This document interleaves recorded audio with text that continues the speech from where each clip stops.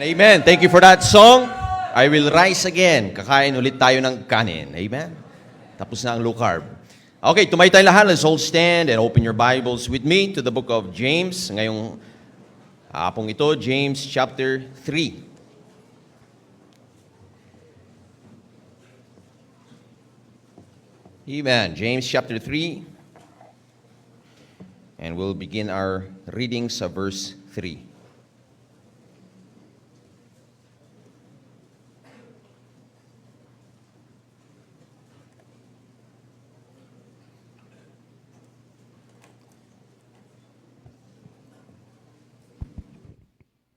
Amen. James chapter 3, verse 3.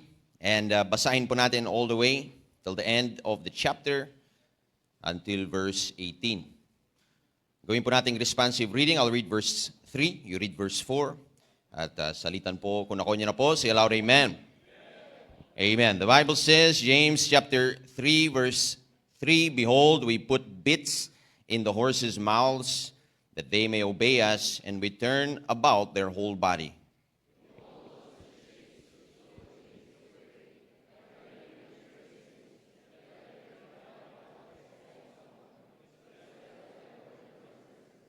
Even so the tongue is a little member, and boasteth great things. Behold, how great a matter a little fire kindleth.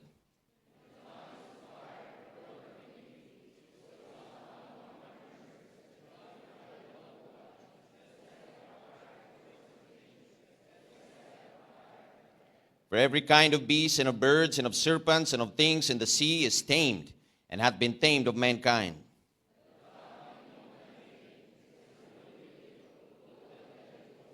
Therewith bless we God, even the Father, and therewith curse we men, which are made after the similitude of God.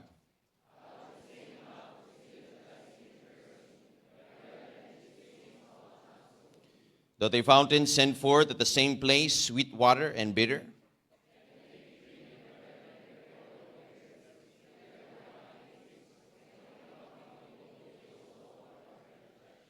Who is a wise man and endued with knowledge among you? Let him show out of a good conversation his works with meekness of wisdom.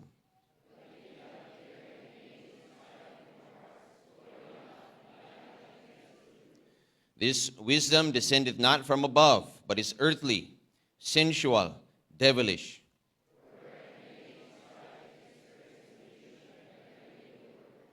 But the wisdom that is from above is first pure, and peaceable, gentle, and easy to be entreated, full of mercy and good fruits, without partiality and without hypocrisy.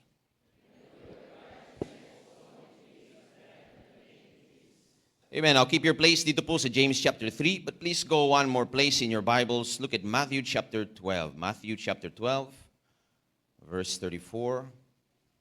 Bago po tayo manalangin, Matthew chapter 12, verse 34.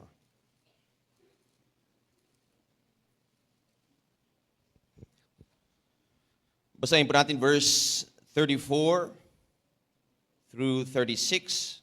I'll read verse 34, you read verse 35, and then sabay tayo sa verse 36. If you're there, say aloud, Amen. Amen. Matthew 12, verse 34, O generation of vipers, how can ye, being evil, speak good things? For out of the abundance of the heart, the mouth speaketh.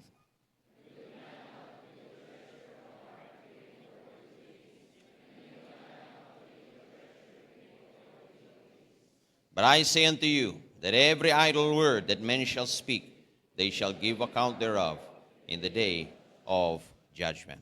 Amen. Tayo po manalangin, let us pray. Dear Lord, Heavenly Father, we thank you for your word. Salamat po sa service ngayong gabi. We thank you for the testimonies. Salamat sa inyong patuloy na pagkilos sa inyong mga anak. We pray that you bless the ministry ngayon po sa Naga. And we also ask that you be with the Word of God ngayon pong gabing ito. Lord, we know in our own strength, we have no power. But we know when we open the Word of God, na tuwing ito po ay nabubuksan at naaaral at naipapangaral, it holds great power of revival for the Christian. Salamat po sa mensahe kaninang umaga for using your servant. And we thank you, Lord, for the importance of the heart. But now we pray that we see this next crucial part na kailangan pong magkaroon ng tagumpay sa buhay ng Kristiyano. Lord, we ask you all of these things. In the mighty name of Jesus, we pray. Amen. Amen. You may be seated. Pwede na pong maupo ang bawat isa. Amen. It's good to see each and every one of you once again. As I mentioned kaninang umaga, doon po kami sa CBBC Santa Cruz and we are blessed doon. And patuloy ang paglago by God's grace. Please pray for us as we are also in the midst of a building project to construct auditorium na ganito po. Amen. And kalahati na po siya. 50% na ang aming construction. So please pray for that. And ang goal po doon is to provide a place there God's people, ang mga membro po of CBBC Santa Cruz can serve God nang merong spiritual harmony, may spiritual health, at may spiritual na happiness sa Panginoon. Amen? Well, our title today, ang ating pamagat is The Power of the Tongue. Nag-toothbrush ba kayo? Amen? The power of the tongue. Kaninang umaga, nakita po natin, and I understand many of you were serving in different parts all over the property. Pero ang mensahe po kaninang umaga ay patungkol sa puso ng tao. And our title was The Heart That God Can Bless. Everything has its start with the heart. People can make evil plans, people can do all kinds of things sa ating panahon. Pero ang pinagmumulan pa rin ito ay ang puso ng tao. You see, the local church is to be an expression of the body of Christ, katawan. The local church is an expression of the body of Christ. At kapag yun po ang pinag-usapan, the human body has about 78 organs. Paborito ng ibang tatay, yung atay. Sabi, tagay ng tagay. Ang paborito ng iba, tiyan. At halatang-halata. Amen? Pero there are organs in the body. Pero ang Bible ay binibigyan emphasis, unang-una po yung puso, and then pangalawa, makikita natin ngayon, ay yung siyang dila ng tao. The Lord's preaching, He held nothing back nung sinabi niya po sa atin nabasa, O generation of vipers. Amen? Ang tindi ng Panginoon, amen? Sabi niya, mga aas kayo. Amen? Ang tindi ng inyong mga dila. Amen? Kaya without any further ado, our message today is about the tongue. Amen? Kaya buckle your seatbelt, wala nang tatayo, wala nang tatakas, amen, wala nang aalis, amen, prepare for turbulence at maganda pa, gamitin nyo na lang ngayong ang inyong mga dila sa pagsigaw ng amen, amen, sa pag-respond sa mensahe as we look at the power of the tongue, amen. At humanda ang mga marites, amen. Hindi naman po, okay? Apat na bagay, if you're ready, say aloud, amen. Number one, the responsibility of the tongue. The responsibility of the tongue.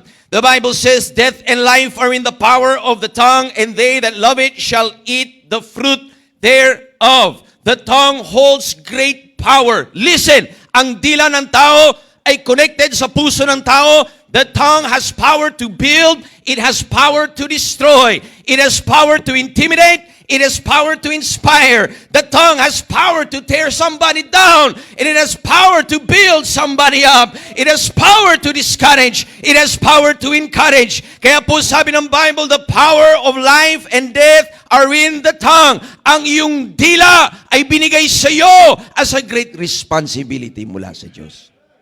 Paano mo ginagamit ang iyong dila? Amen?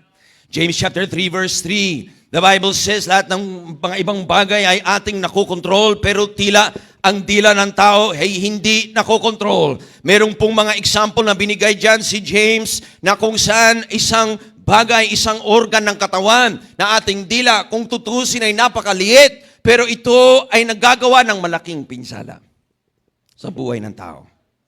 Now, if you have something with power, it comes with great responsibility. Iba nga po sabi ni Spider-Man. With great power comes with great responsibility. The tongue can build people's lives or destroy. Marami gawa ng dila ng tao have destroyed much good. Once you do damage with your tongue, hindi basta-basta maayos yan. It is something to consider. Dapat padalos-dalos ang paggamit ng dila ng tao. Amen? Some people have done damage with their tongue na kahit anong gawin ay hindi na maayos because there is power in the tongue of man. Bakit kay tahimik ng paligid? Amen? Tatong illustration sa ating teksto ng bagay na maliit na nakakagawa ng matinding pinsala. Una po, binanggit sa atin na basa yung bukado ng kabayo. Pangalawa po, yung steering wheel ng barko. At pangatlo ay ang dila ng tao. At pinag-uusapan doon, isang maliit na organ na very influential sa direction. You see, words can direct people. Words ay may impact sa tao. Pwede pong positibong impact o pwedeng negative impact. It is powerful, the tongue, because we are made in the image of God. You see, words can kill. Words can bless. Many examples ito sa Bible. We find words of deception mula kay Satanas. We find words of cursing, God's people mula kay Balaam. We find words of murmuring doon sa mga Israelita. We find words ng pakikisulsol doon sa mga kaibigan ni Job. At sabi niya, pambira kayo, trials na nga, you are miserable comforters. You see, Marites, Marie, anong latest? Yung iba, Mariela, Marie, elaborate mo pa. Yung iba, Mariana, Marie, ano na? Marieta, Marie, ito pa. At meron ding Marisol, Marie, Makisolsol. Meron ding Maribet, Mare, sino ang kabet? At ang pinaka-worst si Mariposa, Marie, ipus mo na. Merong words ng pakikisolsol, merong words of hypocrisy. Katulad po ng mga Pariseo na Hudyo, merong words of betrayal, parang si Judas. Merong words of slander, the great accuser of the brethren. You see, your words can be used for incredible destruction or they can be used for incredible construction. Amen? Evil words or edifying words, the power of the tongue, ay sabi po ng ating teksto, ay parang steering wheel ng isang barko. Pwedeng dalhin ng mga tao sa magandang lugar. O kaya pag mali, pwede rin ikapahamak ng maraming tao. It is like the steering wheel of a ship. It is important to understand the power of the tongue. James 3 verse 5, look at your Bibles. The Bible says, even so the tongue is a little member and boasteth great things. Behold, how great a matter a little fire kindleth. Ang dila parang spark ng apoy. Amen? Pwedeng positibo yan o sa negatibo yan. It can bring fire into the people of God. Amen? Kaya dapat po our singers have the fire of God on their lips. Amen? Pag nangaral, there is the fire of God on our lips. It can bring warmth to the people of God. Pero at the same time, it can destroy people's life. Pag ang bibig ng tao ay hindi ginamit sa tama. Listen, higit pa sa pinsala ng anumang flood, higit pa sa pinsala ng anumang kalamidad, higit pa sa pinsala ng anumang lindol, higit pa sa pinsala ng anumang sunog or house fire, mas nakakawasak ng maraming pamilya ang nagagawa ng dila ng tao. Amen? But thank God we have a Bible that shows us how to use our mouths for the glory of God. Oh, the tongue is a powerful thing. Para po itong apoy. It can bring warmth, it can bring fire, it can bring joy, or it can bring matinding pinsala sa buhay ng tao. You see, maganda ang apoy pag nakokontrol. Maganda ang apoy pag nagsasain ka. Amen? Maganda ang apoy sa tamang lugar. Pero pag ang apoy ay wala sa tamang lugar, it can bring great distraction. Ganon din po ang bibig ng tao. Words can warm a heart or words can inflame and destroy many people. Amen? At huwag nating kalimutan, walang exempt. One day, ang nabasa natin, all of us ay tatayo sa harapan ng Panginoong Jesucristo and we will give an account for the words that have come out of our mouth. Every word of anger, every word of envy, every word of gossip, every word of ill speaking, every word ng patalikod, every word of slander, every word of backbiting, every word ng paninira sa iba, every word ng paninirang puri sa kapwa mananampalataya, we will give an account at the judgment. Hindi biro sa ating Diyos how we use our mouths. Every word na ating sasabihin must be, listen, out of a place of exalting the Lord and edifying His people. Tandaan po natin ang sabi ng Bible. Look quickly on Ephesians chapter 4. Go to Ephesians chapter 4 verse 29. Ephesians chapter 4 verse 29.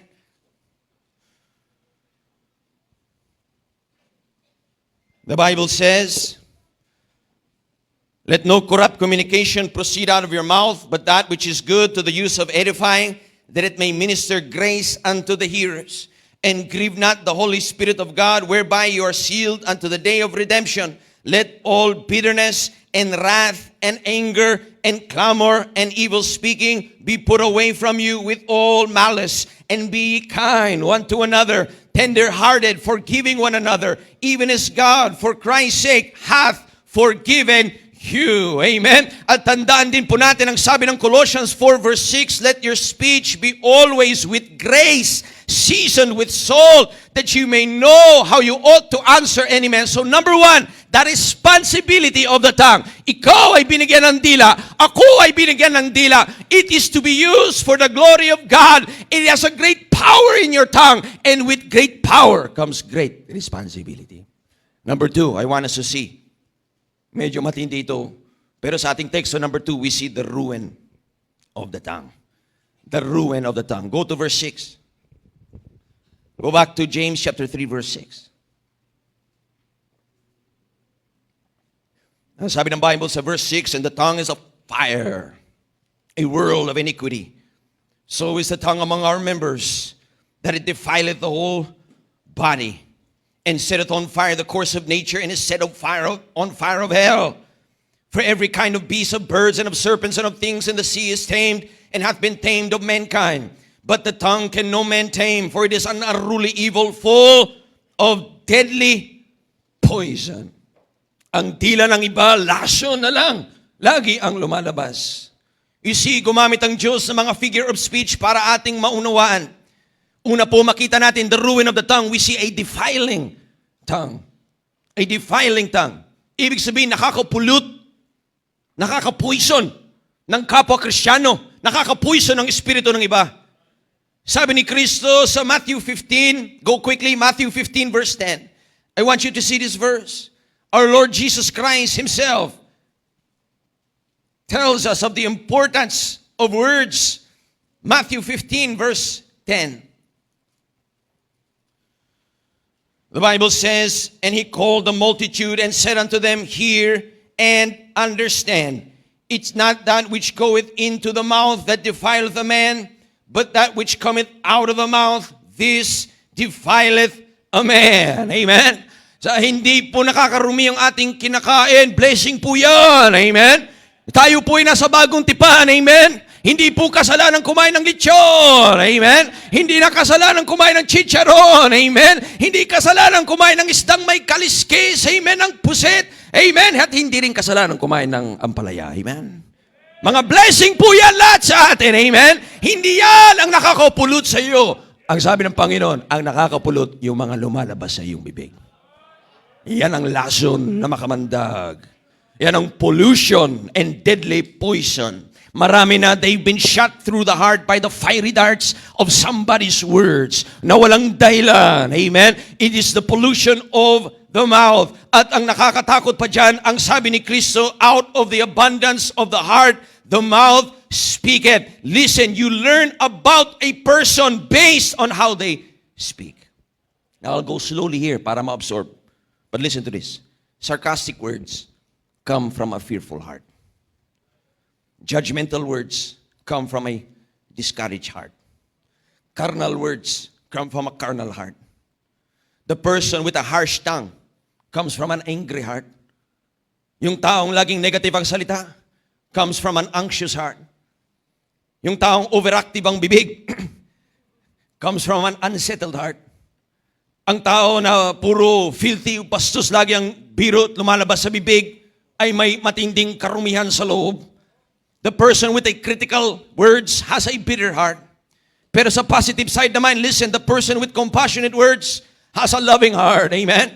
A person with encouraging tongue has a happy heart in the Lord. A person with a truthful tongue has an honest heart. A person with a fearless tongue has a God-trusting heart. Listen, I'm trying to say, your tongue reveals who you really are. At hindi mo laging pwede sabihin, biro lang yun. Sapagkat ang sabi ng Bible, out of the abundance of the heart, the mouth speaketh. Nakakalungkot ang realidad. May mga Kristiyanong matatagal na, maaring frontliners, hindi pa rin alam kung paano gamitin ang kanilang dila. Amen? Ang evidence that you are really filled with the Spirit, listen to this, the evidence that you are filled with the Spirit ay hindi yung ikaw ay nag-i-speaking in tongues na parang Pentecostal. Amen? Hindi po yun ang ebidensya ng Banal na Espiritu. Ang ebidensya ng Banal na Espiritu ay kaya mong kontrolin ang dilang meron ka. Amen? You don't need other tongues. Oh, can you imagine may nagsabi, si Pastor Jonathan, Pentecostal. Amen? Dahil daw, nag-i-speaking in tongues. Dahil may Amerikanong nagtatagalog. Papira. Iba naman yun. Amen? Para yun magkaintindihan tayo, bagamat subalit na tapwat, mahalaga magkaintindihan tayo sa salita ng Diyos. Amen? Gusto nyo Ilocano? Amen? Oh. Gusto nyo Englishin ko kayo? Eh di pare-pares tayo na no-split. Akong pinakamahirapan. Amen? You see, the tongue is important. The tongue holds great power. The tongue reveals the inward person. Minsan, you can fool somebody. But eventually, lalabas at lalabas din ang nasa iyong puso at lalabas yan sa iyong bibig. Kaya listen, the ruin of the tongue. We see a defiling tongue. Pero pangalawa, we see a destroying tongue. Subpoint, we see a destroying tongue. Na parang arsonist. Look at verse 6. The tongue is a fire. In a world of iniquity, so is the tongue among our members. Some people, nakakalungkot man, but they deliberately, hurtfully, hatefully use their tongues to destroy the lives of others. Minsan, matagal na Kristiyano. Minsan, mga manggagawa pa. They use their tongues to destroy others. Usually, bunga ng inggit or some kind of problem inside of their own. They use their tongues for evil. Pag ganito, ang sabi ni James, iyan ay parang arsonist that spreads flames, inflammatory words, para sirain ang buhay o reputasyon ng iba. This is demonic. Amen. Listen to this, Proverbs 16 verse 27. Ang sabi ng Bible, an ungodly man diggeth up evil. Proverbs 16 verse 27, an ungodly man diggeth up evil, and in his lips there is a burning fire. A forward man soweth strife, and a whisperer separateth chief friends. Marami na nasira, gawa ng bulong-bulong. Amen. Gawa ng, psst, sister, narinig mo ba? Amen. Psst, brother, tolits, narinig mo ba? At itatago sa pamagitan ng prayer request daw. Pero marites yun. A whisper separated chief friends. Now, I believe sa tagal ng gawain dito, may mga lumaki na dito, pinanganak na rito, amen, baptist na, at never na subukan magmura, amen. Meron ba pagkatias ang kamay? Never mo na subukan. Oh, wala pala, amen. I believe meron. Pero never ka man nagmura. Pero you do much worse if you gossip. You do much worse if you lie and hypocrisies and backbitings and slander. Amen? With no reservation. Maraming baptist, ang haba ng dila. Puro poison naman ang lumalabas. Hindi dinesign ng Diyos na ang bibig mo ay parang impurnal na puro masama ang lumalabas. Amen? God designed us. We have a river of life flowing from inside of us. Amen? It should be a source of blessing to the people of God. Oh, marami nang na-wounded. Marami na. I believe ang mga Baptist churches sa Pilipinas, kaya times 10 attendance lahat sana. Times 10. Kung wala lang sanang maraming inoffend at sinadya. Maraming wounded. Maraming nawala. Gawa ng dila ng tao. Minsan sa chat, minsan encrypted messages, pero tandaan po natin lahat yan ay nababasa ng Diyos. Because of the distraction of the tongue. It's ruin, defiling, destroying, but also devouring. Look at the analogy here sa mga wild beasts. Look at verse 7. For every kind of beast and of birds and of serpents and of things in the sea is tamed and have been tamed of mankind, but the tongue can no man tame. It is an unruly evil full of deadly poison. Yung iba mga hayop, naalagaan nila, nakokontrol. Lahat siguro ng hayop, nakokontrol. Pwera lang sa buhay. Amen? kain ng kain. Humingi ang Amerika na magpadala ang Pilipinas ng mga battleship doon sa Strait of Hormuz para mapuksa na ang Iran. Pero ang sabi ng Pilipinas, wala kaming battleship, pero kaya namin magpadala ng 1,000 buhaya na lahat kakainin dyan, lahat ng kalaban kakainin dyan sa Strait of Hormuz. Amen? Hantindi, amen? Pero may mga beast, may mga leon, mga tigre na kokontrol sapagkat na ilalagay sa cage. At ang bibig mo, nilagyan din ng cage. Ang tawag ay ngipin. Yung iba ay wala na. Amen? Pero, ang delikado, pag binuksan mo yung cage, yung dila ay nakakalabas. Yung dila binigyan ng cage. Amen? Dahil ito'y dapat ay nakokontrol. Listen to this. Galatians 5 verse 15. Galatians 5 verse 15. But if you bite and devour one another, take heed that you be not consumed one of another. Sabi niya, magkakaubusan kayo. Sinulatan niya yung church doon sa Galatia. Mga Galatia Bible Baptist Church, magkakaubusan kayo. Kung patuloy kayong naninira ng kapwa niyong Kristiyano, patuloy kayong nagkakagatan, at yung mga nandito, kaaway ng mga nandito, at ng mga nandyan, ang kaaway ng mga nandyan, ang sabi ni Apostle Paul, beware lest you bite and devour one another. Our tongues should be used to edify. Amen? You see, your soul, if you are saved here today, your soul, Kristiyano na. Amen? Yung bihis mo, Kristiyano na. Yung dila mo, Kristiyano na ba? Kristiyano na ba ang dila mo? It is very, very sad to see church people na naglalaslasan gawa ng dila. Amen? Dalawa lang po yan. Either nagpapagamit ka ng iyong bibig sa Diyos o pinapagamit mo sa diablo. I like the hymn writer as he said, take my life and let it be consecrated, Lord, to thee. Take my lips and let them be filled with messages from thee. You see, I can just bring a generic message. Pero ang realidad for revival in the Christian life, if the church is the body of Christ, mahalaga puso. At pangalawa, mahalaga ang dila. It's because from the heart of God, He gave us His Word. Amen? There's no revival unless ang dila mo ay maabot ng revival. Amen? The ruin of the tongue. We see its defilement. A destroying tongue. A devouring tongue. A deadly tongue na parang lason.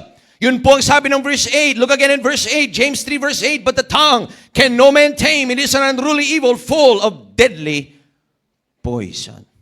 Ibig sabihin, pwedeng makalason ang dila at pwede itong makapatay.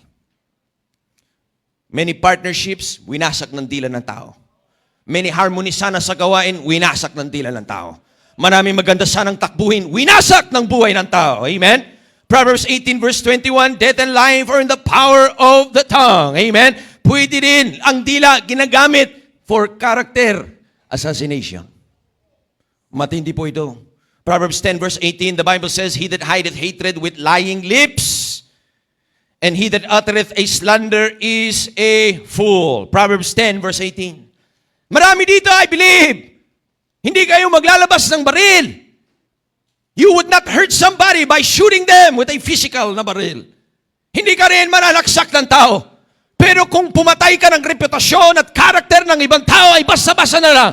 That's called character assassination. At kasalanan yan sa mata ng Diyos. Kwento po, the great Baptist preacher of the past, R.G. Lee. Amen? You have the famous preaching, Payday Someday. Nakwento ni R.G. Lee na siya ay nagpastor sa isang maliit na syudad. He went to a small town, magpastor. And then, sa tindi na mga preaching niya, may mga members nagalit. Nag-spread ng false information, false chismis patungkol sa kanya. At kinalat na sa buong town. Na sa bagay na hindi naman totoo. Sabi ni R.G. Lee, nagpack siya, alis na ako. Because you spread this false information. Hindi na ako effective. Gawa ng kasinungalingan na yan. Ngayon, lumapit na may pastor, wag naman. Sorry po. Pwede mo ba kaming patawarin? Kaya kong kayong patawarin. Pero sandali lang. Kumuha siya ng example. Ano lang yun? Province sa Amerika, nagdala siya ng manok doon sa pinaka-plaza. At yung manok, tinanggal niya isa-isa yung mga feathers. Pinagbato-bato niya sa hangin, tinala ng hangin yung mga feathers na yan. And then sabi niya, kinahapon yun, umaga niya ginawa yun, nung hapon sabi niya, I will forgive you. Pero ngayon, hanapin mo lahat ng feathers na yan at dali mo sa akin lahat. Pag nadala mo yan, papatawarin kita. Sabi, hindi na pwede yun. Tinangay na yun. Nasa Pilipinas na yung iba. Amen? Tinangay lang hangin yun. Sabi niya, ganyan din ang chismis na ginawa niyo sa akin. Be careful with your mouth. Amen? If you are a Christian, you have a sacred duty to control your mouth and to use it for God's honor and God's glory. Because there is power in the tongue. Somebody wrote this, pakinggan niyo po ito. Ang sabi po, I am more deadly than many. I win without killing. I tear down homes and break hearts. I wreck lives. I travel on the wings of the wind. I don't care who is innocent. I don't care who is pure. I don't care about what the truth is. I have no respect for justice. I have no mercy for the defenseless. Pag wala yung tao, mas masaya. My victims are in the numerous of the sands of the sea. My victims are innocent. I never forget. I never forgive. My name is gossip. Ganun po ang ginagawa ng gossip. Maraming biktima. Maraming buhay na napapatay. Gossiping, listen, is listed in the Bible as one of the worst of all sins. Now, nagkataon na one of the most prevalent sins sa bansang Pilipinas is one of the most worst sins in the Bible. Yung iba, banding nila, chismisan. Banding na raw yun. Banding na mga broken, amen? Weak minds, we've heard it, weak minds talk about people. But those with strong character talk about ideas and dreams to dream for God. Amen? Ang bisyo ng unbeliever, inom! Yosi! Sugal!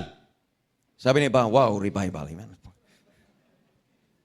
Pero ang bisyo ng Baptist, gossip. Paninira ng iba. Now listen, what you say says more about you than anything else. Ang tawag po doon, projection. May sasabihin ka patungkol sa iba, hindi mo alam, parang confession lang yon.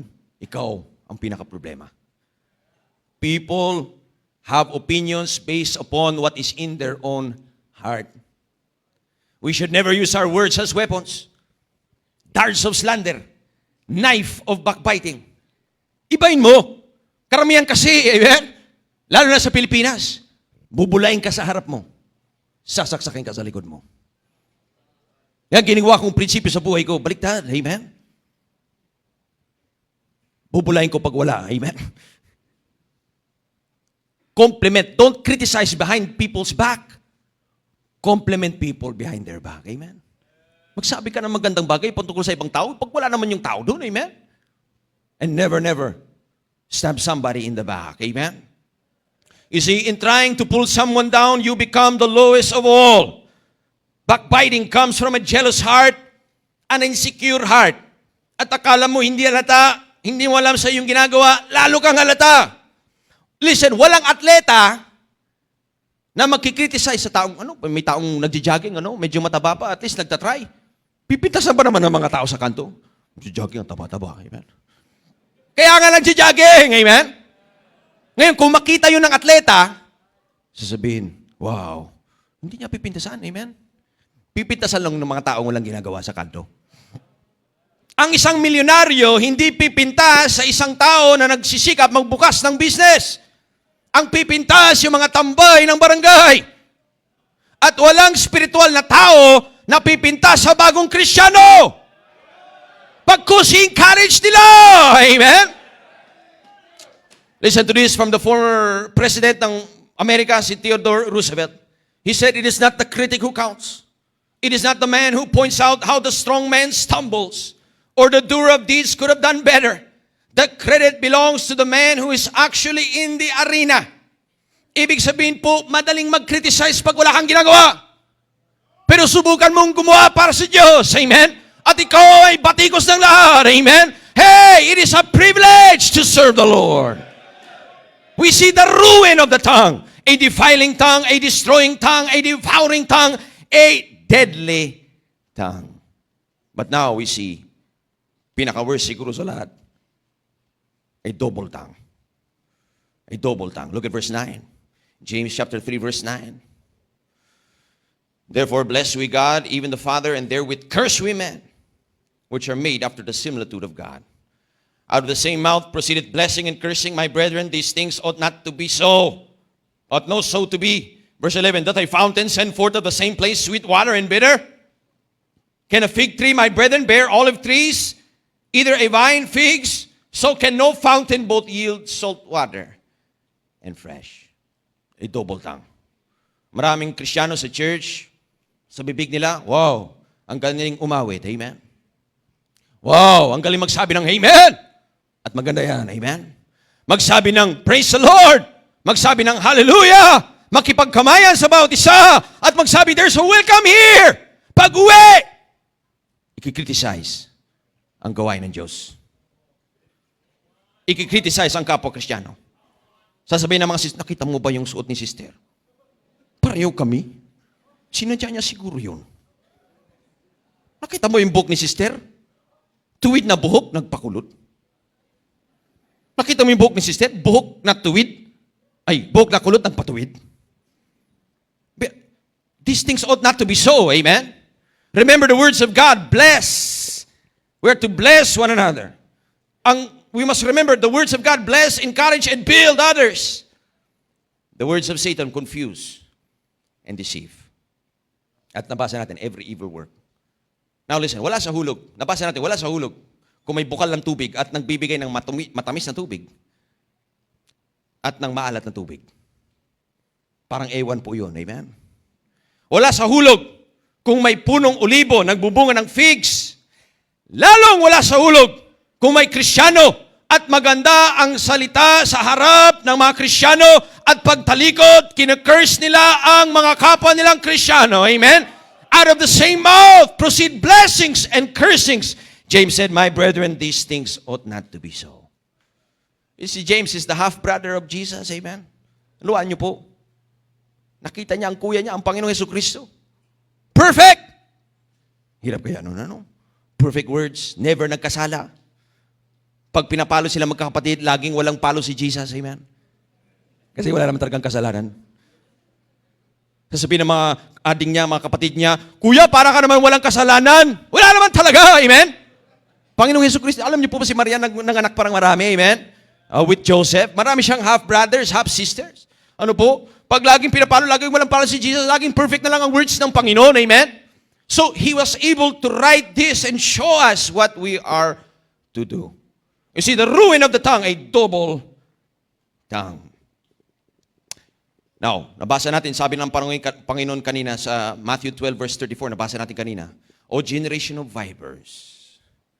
Hindi ng Panginoon, ahas kayo. Pero may katabi mo, hindi pa. May kasabihan sa Pilipinas, ahas ka. 1 Timothy 3 verse 8, likewise must the deacons, ibig sabihin, mga naglilingkod, the Greek word deaconos, kumbaga sa atin, frontliners, be grave, not double-tongued. Not double-tongued. Alam yung ahas, yung dila niyan, di ba? Dalawa. Nagiging V. Ganun ang maraming Kristiyano. Pagkaharap mo, magandang dila. Pag nakatalikod ka na, tinutukla ka na sa kanilang mga salita. These are ways to destroy the work of God. If you speak, may sasabihin ka, na patalikod, listen, I have to tell you, gawahin niya ng ahas. If you speak, pero meron kang ibang meaning, gawain niya ng ahas. Ganyan ang gawain ni Satanas. Listen, ang Diyos po natin, He is direct, He is honest. Our Lord, His words are full of compassion, full of clarity, full of conviction. Amen? It is always, thus saith the Lord. Amen? Straightforward. Thank God for the pattern we have in the Bible. Oh, we see the responsibility of the tongue. We see the ruin of the tongue. Pero pangatlo, we see the response to the tongue. The response to the tongue. Marang tanungin mo ngayong gabi, Pastor, anong gagawin ko? Kung ako'y naging biktima ng maling paggamit ng dila. Now, if you're not careful, ang tendency ng tao, gantihan. Gagantihan na lang, ano po? Mali po yun. Tingnan niyo po sa Bible, James chapter 3, kung anong gagawin. James chapter 3, verse 13. James 3, verse 13. Oh. Lahat nagsasabing may wisdom. Sige nga, verse 13. Who is a wise man? Sinong wise? Who is a wise man endued with knowledge among you? Let him show out of a good conversation his works with meekness of wisdom. But if you have bitter envyings and strife in your hearts, glory not and lie not against the truth. This wisdom descendeth not from above, but is earthly, sensual, devilish. For where envying and strife is, there is confusion and every evil work. But the wisdom that is from above is first pure, then peaceable, gentle, easy to be entreated, full of mercy and good fruits, without partiality and without hypocrisy. And the fruit of righteousness is sown in peace of them that make peace. Anong response dapat? Una, listen, don't take it personally. Always remember, ang tao ay nagsasalita mula sa sarili nilang hinanakit. They have the problem, not you. Magsasalita ng hindi tama, gawa ng may problema sa kanilang puso. Don't take it personally. Seek to minister to them and pray for them. Now ito, ayaw natin to, pero nasa Bible to. Matthew 5 verse 44, love your enemies. Bless them that curse you. Do good to them that hate you. Pray for them which despitefully use you and persecute you. Remember yung slander, ano man usually yung ina-accuse sa iba dahil sila ang guilty nun. Tignan nyo lang yung Senado, amen? It's part of living in a broken world. And the more broken ang isang tao sa loob, the more broken ang lumalabas sa bibig ng tao. Huwag mong gantihan. Don't take it personally. Pangalawa, give it to God. Give it to God. Remember, ang sabi ng Diyos, vengeance is mine, saith the Lord. Wala pa tayo sa finals. Amen? Lahat tayo haharap sa Diyos. Ang lagi natin tutularan ng ating Panginoong Hesukristo. Ang sabi ng Bible, when He was reviled, He reviled not again. Hindi niya pinatulan. Hindi siya gumanti. Bagkus sabi niya, Father, forgive them, for they know not what they do. Andun sa awitin kanina ng special number. Andun sa awitin. In the words of Jesus, go ahead and mock my name. My love for you is just the same. I will rise again. He showed us the way. Amen? Sige, payawan mo lang sila magsalita. Makikita sa dulo. Because we serve a God na hawak niya po ang bawat isa sa atin. Amen? You see, He is unfazed sapagkat He knows the plan ng kanyang Ama. Don't take it personally. Pangalawa, give it to God. Pangatlo, let God be God. God will vindicate you. Hayaan mo. Ang tao, minsan, many times, kakainin lang nila yung kanilang sinabi. Doon sa awitin, ano po? Daming sinabi doon sa Panginoong Hesukristo. Nung bumangon siya, kinain nila lahat. Amen? Don't take it personally. Give it to God. Let God be God. Your job is just to lead people to maturity sa Panginoong Hesukristo and to victory. Pero hindi mo magagawa yun if you have no control of your tongue. So number 1, the responsibility of the tongue. Number 2, the ruin of the tongue. Number 3, the response to the tongue. Ano yun? Bless them that curse you. But lastly, we will see the remedy of the tongue. The remedy of the tongue. Psalm 141, verse 3, the Bible says this, the remedy for the tongue. Psalm 141, verse 3, set a watch, O Lord, before my mouth. Keep the door of my lips. Incline not my heart to any evil thing. That's Psalm 141, verse 3. You see, the tongue is a fire. The tongue, nakita natin sa Bible, the tongue is a world of iniquity. The tongue is set on fire of hell. The tongue is a deadly poison. The tongue is untamable. The tongue is double many times.